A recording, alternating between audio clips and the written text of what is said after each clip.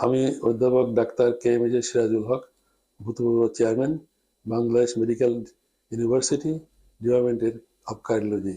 উচ্চ রক্তচাপ এমন একটি অসুখ যে যত বয়স বাড়ে তত প্রেশার বাড়তে থাকে। যেমন আমাদের দেশে বিভিন্ন সমীক্ষায় দেখা গেছে প্রাপ্তবয়স্কদের মধ্যে শতকরা 24 থেকে 30 জন মানুষ উচ্চ রক্তচাপে ভুগছে। সবচেয়ে বড় সমস্যা হলো তাদের মধ্যে আবার প্রায় অর্ধেকই জানেন না যে তাদের উচ্চ রক্তচাপ হয়েছে। উচ্চ রক্তচাপ হলে সাধারণত দেখা যায় যে চিকিৎসা না করলে stroke, heart attack, heart failure, অন্ধত্ব অথবা হাতে পায়ে গ্যাংগ্রিন হতে পারে। সেক্ষেত্রে আমাদের মধ্যে সচেতনতা বৃদ্ধি করে ওষুধ সেবন করে আমরা উচ্চ রক্তচাপ নিয়ন্ত্রণে রাখতে পারি। যত বয়স বাড়বে, যেমন ধরুন 30 বছর বয়স কি 40 বছর বয়স, তাদের প্রায় আমরা 30% মানুষ উচ্চ রক্তচাপে ভুগে থাকে।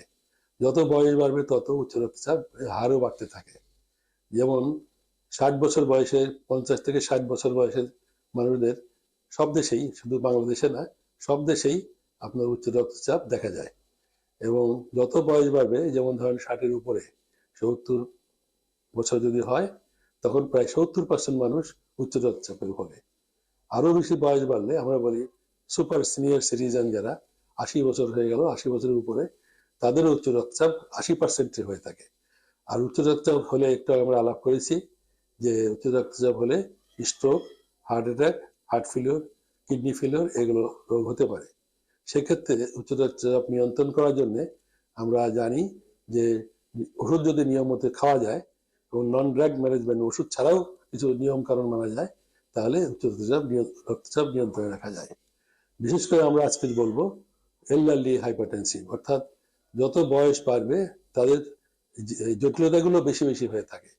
যেমন 55 বছর থেকে 60-এর উপরে 65 বছর হয়ে গেলে তাদের এই কষ্টগুলো, জটিলতাগুলো বেশি হয়ে থাকে। যেমন যেসব আমরা আলাপ করেছি সেগুলো হয়ে থাকে। আরেকটা ব্যাপার আছে, যখন চিকিৎসা দেই আমরা সাধারণত ব্লাড প্রেশারের যে উপরের লেভেলে কত, নিচের লেভেলে কত, এটা আমরা সাধারণত নির্ধারণ করে থাকি। উপরের লেভেলে যদি আমরা সাধারণ মানুষদের জন্য 140-90 নিচে রাখি, কিন্তু যারা একটু বয়স বেশি, সিনিয়র সিটিজেন, 65-র উপরে চলে গেছেন, তাদের যে ওষুধ র্যান্ডামলি দেই, তাহলে কিন্তু আবার ক্ষতি হতে পারে। সেক্ষেত্রে আমাদেরকে দেখতে হবে উচ্চ রক্তচাপের উপরের হারটা, সিস্টোলিক ব্লাড প্রেশার কত থাকবে, নিচের ব্লাড প্রেশারটা কত থাকবে, এটা আমাদেরকে জানতে হবে। ডাক্তার সাহেবদেরও জানতে যেমন হবে, আবার রুগীদেরও জানতে হবে। এক্ষেত্রে দেখা গেছে যে সব ওষুধই, যেগুলো আমরা কম বয়সে দেই, উচ্চ রক্তচাপ কাজে লাগে, কিন্তু বেশি বয়স হলে কিছু কিছু ওষুধ সিলেকশন করতে হয়। যেমন ধরেন আমরা বলি ডায়াবেটিক, থায়াজয়েড ডায়াবেটিক অথবা থায়াজয়েড লাইক ডায়াবেটিক ইন্ডোআমাইড সাধারণত আমরা ব্যবহার করি, আর ক্যালসিয়াম অ্যান্টাগনিস্ট ব্যবহার করি। এখানে বেটা ব্লকার আমরা ব্যবহার করি যদি হার্টের অসুখ থাকে। মানে এইসব জায়গায় কিন্তু উচ্চ রক্তচাপ রোগীদের জন্য আমরা দিলে ক্ষতি হয়, বরং ক্ষতি বেশি হয়। সেক্ষেত্রে আমাদেরকে সচেতন হতে হবে। ব্লাড প্রেশারটা কত লেভেলে হতে হবে, এটা বিশেষ করে বয়স্কদের ক্ষেত্রে এটা ব্যাপারে আমাদের জানতে হয়। যেমন ধরুন আমরা জানি 130 উপরেরটা 130, 140, কেউ কেউ বলেন অনেক দেশে 150, কিন্তু আমরা সাধারণত 130 to 140 রাখতে চাই।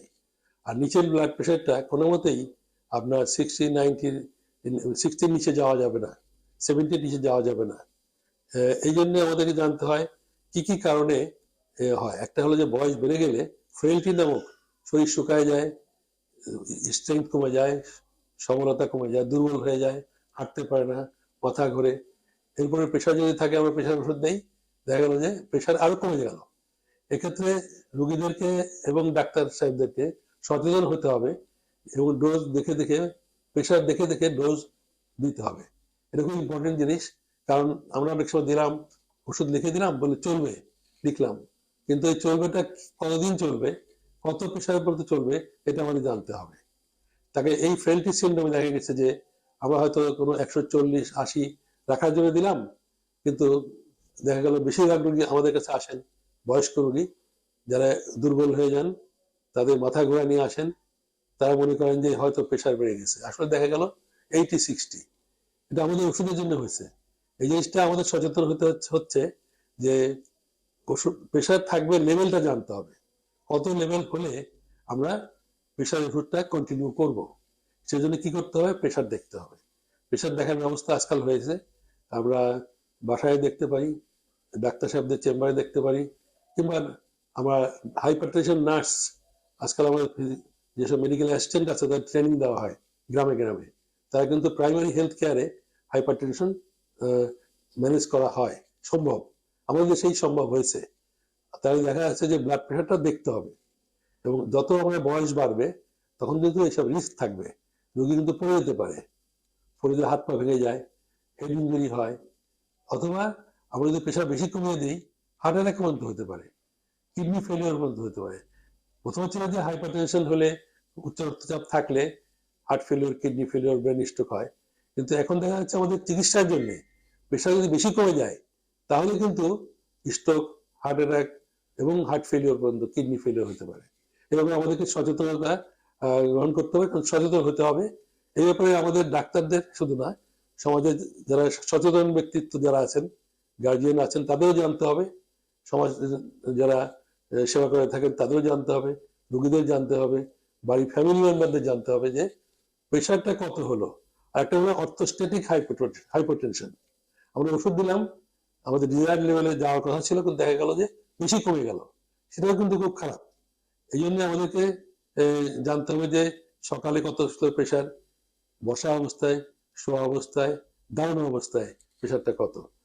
অনেক সময় রোগীরা কমপ্লেন করে থাকেন যে আমি তো ওষুধ খাচ্ছি, আমি বাথরুমে যাচ্ছি, আমার মাথা ঘুরছে। তখন কিন্তু আমাদের সাধারণত প্রেশারের দিকে নজর দিতে হবে।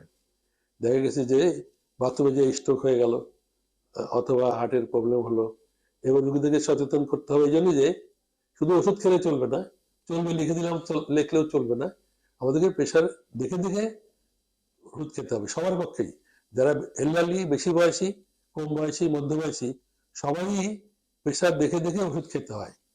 আমরা যেমন গাড়ি চালাই, যখন আমরা আমরা গাড়ি কোনো সময় ব্রেক করি, কোনো সময় একটু আগে চলে যাই, সাইড দিয়ে দেই, এইগুলো দেখতে হবে যে গাড়ি চালানোর মতোই প্রেশারটা দেখতে হবে।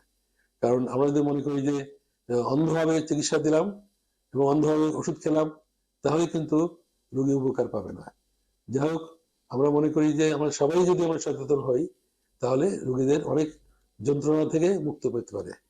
এতক্ষণ আমরা উচ্চ রক্তচাপ সম্পর্কে যা কথা বললাম তার সারমর্ম হলো, সারা পৃথিবীতে, শুধু বাংলাদেশ না, সব দেশেই এই উচ্চ রক্তচাপ দেখা যায়।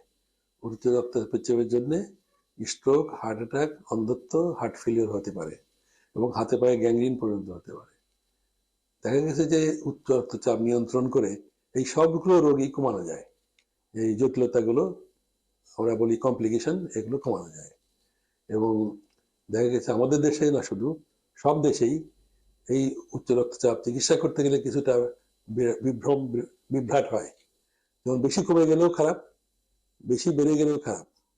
উচ্চ রক্তচাপের জন্য আমরা বিশেষ করে যারা বয়স্ক রোগী, তাদের বেলায় আমাদের আরো খুব সচেতন থাকতে হয় যে আমরা একটা ওষুধ দিলাম, বেশি প্রেশার কমে গেল, দেখা গেল যে রোগী মাথা ঘুরছে, কিংবা মাথা ব্যথা হচ্ছে, কিংবা বুকে ব্যথা হচ্ছে, অথবা স্ট্রোকের দিকে যাচ্ছে, রোগী মনে করছেন যে হয়তো প্রেশারের ওষুধ খাচ্ছি, আমি ভালো হয়ে যাবে।